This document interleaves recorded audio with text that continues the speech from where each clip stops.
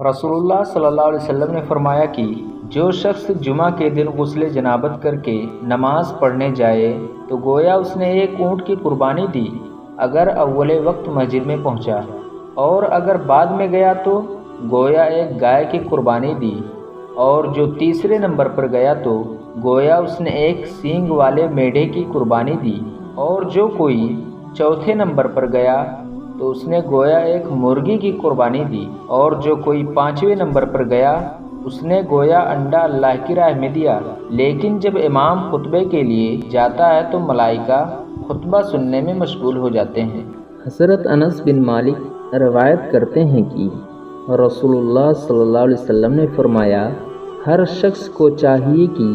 اپنی ضرورت کی چیزیں اپنے رب سے مانگے، یہاں تک کہ نمک بھی اسی سے مانگے، اور جوتے کا تسمہ یعنی فیتا ٹوٹ جائے تو وہ بھی اسی سے مانگے۔ نبی کریم صلی اللہ علیہ وسلم نے معاذ رضی اللہ عنہ کو جب عامل بنا کر یمن بھیجا تو آپ صلی اللہ علیہ وسلم نے انہیں ہدایت فرمائی کہ مظلوم کی بددعا سے ڈرتے رہنا، کیونکہ اس کے اور اللہ تعالیٰ کے درمیان کوئی پردہ نہیں ہوتا۔ عن ابی سعید الخدری رضی اللہ عنہ عن النبی صلی اللہ علیہ وسلم قال الغسل یوم الجمعۃ واجب علی کل محتلم۔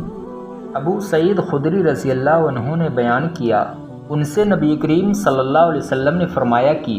جمعہ کے دن ہر بالغ کے لیے غسل ضروری ہے۔ اللہ تعالیٰ فرماتا ہے کہ میں اپنے بندوں کے گمان کے ساتھ ہوں،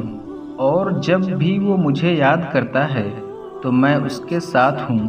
پس جب وہ مجھے اپنے دل میں یاد کرتا ہے تو میں بھی اسے اپنے دل میں یاد کرتا ہوں، اور جب وہ مجھے مجلس میں یاد کرتا ہے تو میں اسے اس سے بہتر فرشتوں کی مجلس میں یاد کرتا ہوں،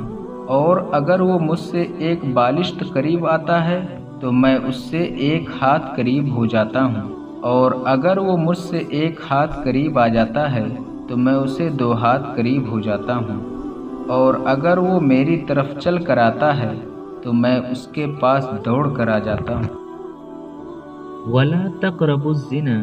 إِنَّهُ كَانَ فَاحِشَةً وَسَاءَ سَبِيلًا، اور زنا کے قریب بھی نہ بھٹکو، بے شک زنا بدکاری ہے اور برا راستہ ہے۔ زنا جیسی سنگین اور گھناؤنی برائی ہے، اسی لحاظ سے شریعت نے اس کی سزا بھی سخت اور عبرتناک مقرر کی ہے،